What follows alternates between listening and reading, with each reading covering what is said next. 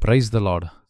ప్రభువైన యేసుక్రీస్తు అతి శ్రేష్టమైన నామమున ఈ వీడియో వీక్షిస్తున్న మీకందరికీ నా హృదయపూర్వక వందనాలు తెలియజేస్తున్నాను. ఈరోజు దేవుడు మీతో సూటిగా మాట్లాడబోతున్నాడు. అవును, ఇది యాదృచ్ఛికంగా మీరు వినడం లేదు. దేవుని ఆత్మ ఈ సమయములో మిమ్మల్ని బలపరచటానికి సిద్ధంగా ఉన్నారు. మీరు బహుశా అలసిపోయి ఉండవచ్చు. భవిష్యత్తు గురించి భయపడుతూ ఉండవచ్చు. నా జీవితం ఏమైపోతుంది? నా కుటుంబ పరిస్థితి ఏంటి? నా ఆర్థిక ఇబ్బందులు ఎప్పుడు తీరుతాయి అని కృంగిపోతున్నారా?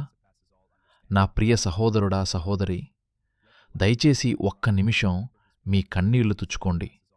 ఎందుకంటే సృష్టికర్త అయిన దేవుడు ఈరోజు మీ కొరకు ఒక గొప్ప వాగ్దానాన్ని పంపిస్తున్నారు. ఆయన మిమ్మల్ని మర్చిపోలేదు. ఆయన మిమ్మల్ని విడిచిపెట్టలేదు.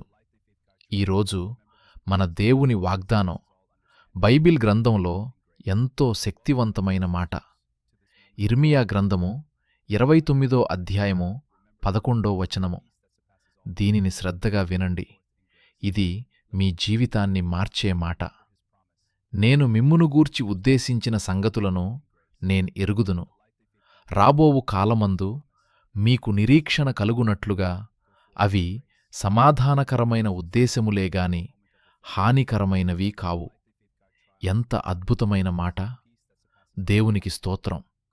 ఈ మాటను మరొక్కసారి ధ్యానిద్దాం.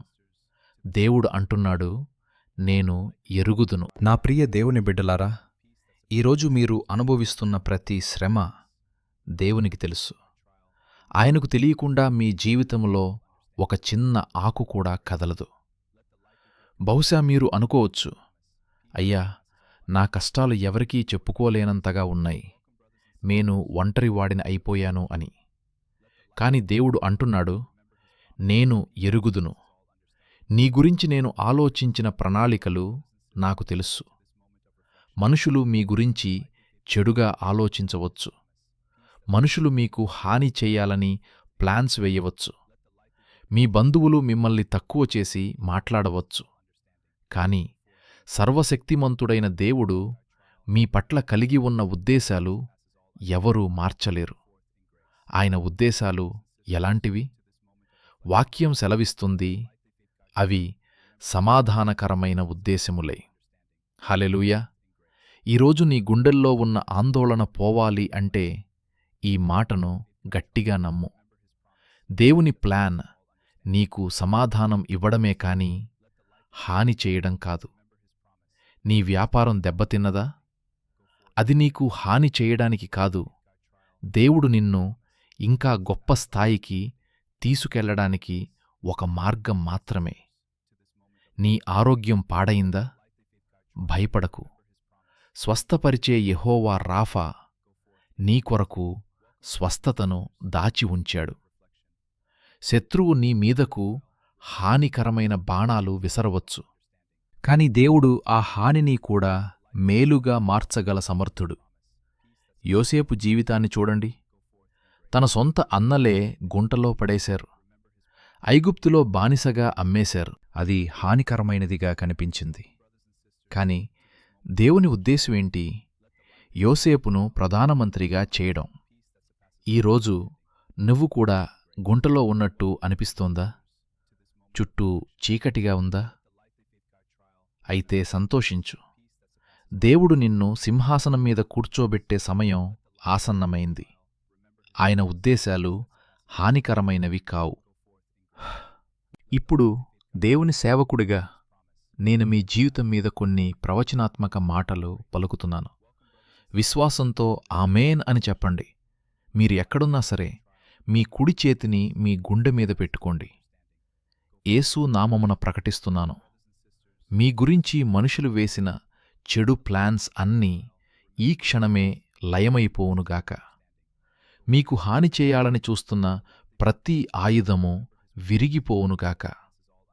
ఇర్మియా 29:11లో ఉన్న వాగ్దానం ఈరోజే మీ కుటుంబంలో నెరవేరునుగాక.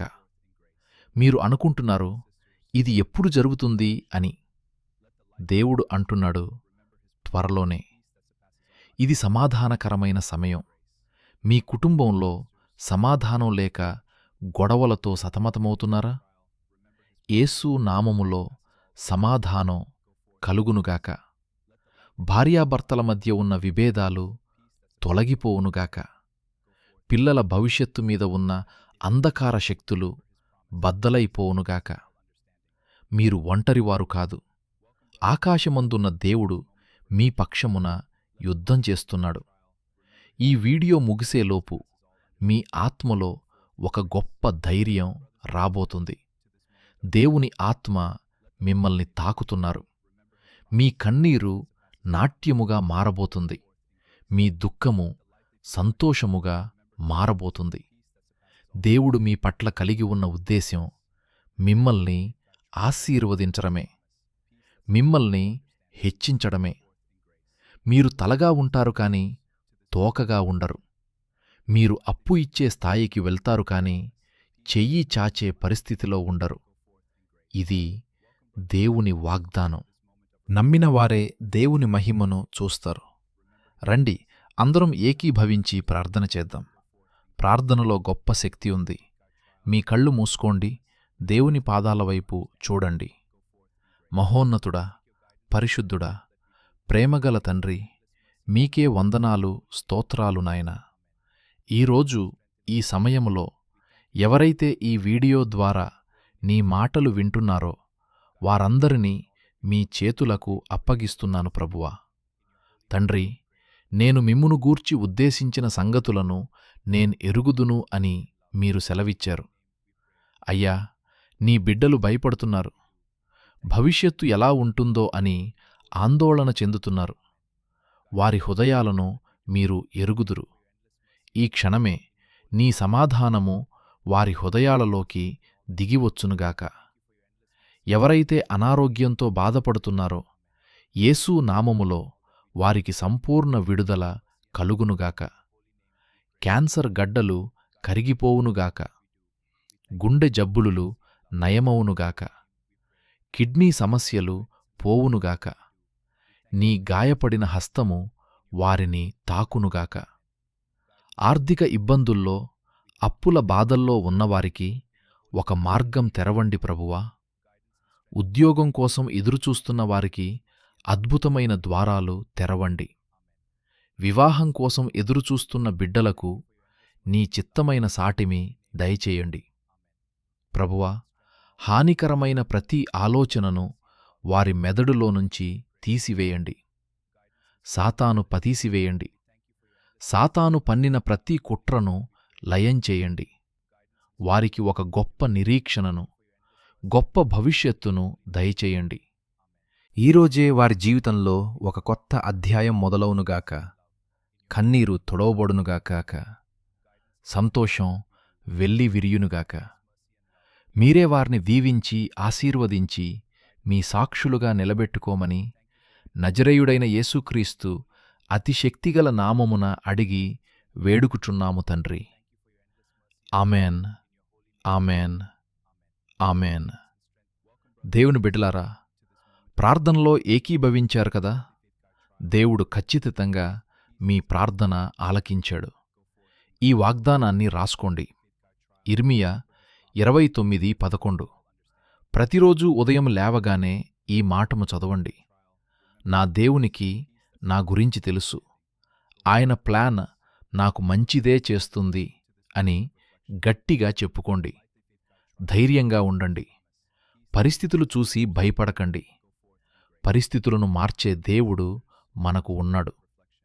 రాబోయే రోజుల్లో మీ జీవితంలో జరగబోయే అద్భుతాలను చూసి మీరే ఆశ్చర్యపోతారు.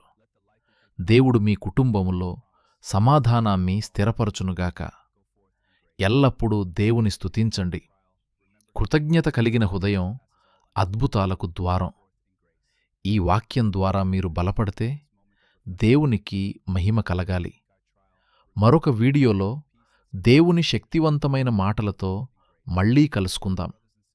అప్పటివరకు దేవుని కృప, ఆయన సమాధానం, పరిశుద్ధాత్మ అన్యోన్య సహవాసం మీకందరికీ సదాకాలం తోడై ఉండునుగాక. ఆమెన్. దేవుడు మిమ్మల్ని దీవించునుగాక. God bless you. Praise the lord.